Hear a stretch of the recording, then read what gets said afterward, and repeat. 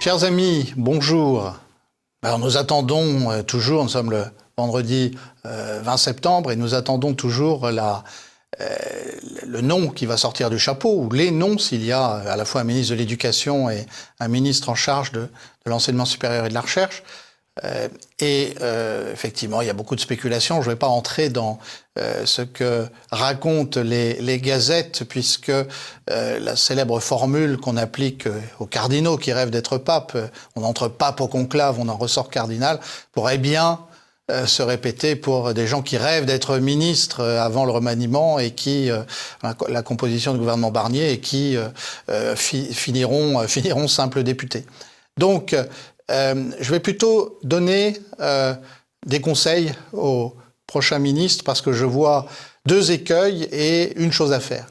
Le premier écueil, ça serait de vouloir absolument tout changer, tout réformer, enfin faire la réforme, ramener l'école à ses fondamentaux, etc.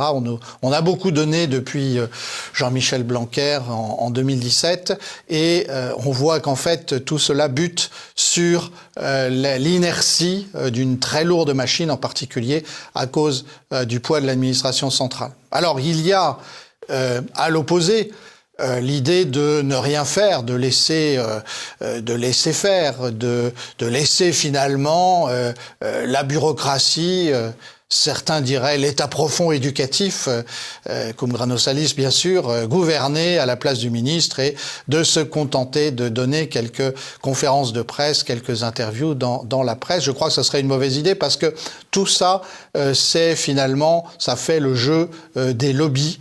Ça fait le jeu de ceux qui poussent leurs intérêts, que ça soit pour dire ce qu'il y a dans les manuels scolaires ou bien la théorie du genre, etc. On sait comment ça a avancé ces dernières années. D'ailleurs, nos ministres, ces dernières années, ont finalement mélangé les deux mauvaises solutions que je viens de dire. Alors, il en reste une, et qui, je crois, est la seule bonne, qui est pour le ministre d'aller beaucoup sur le terrain, de peu parler dans les journaux, d'aller rencontrer les recteurs, les chefs d'établissement, les professeurs, et simplement d'écouter, et peut-être dans quelques semaines, dans quelques mois, d'en tirer des propositions toutes simples, mais finalement plutôt des encouragements. Et je crois que nous avons des ministres très activistes depuis la rue de Grenelle, mais qui finalement vont rarement sur le terrain et surtout écoutent peu, puisqu'ils pensent savoir, dès qu'ils s'installent rue de Grenelle, ce qu'ils vont devoir faire.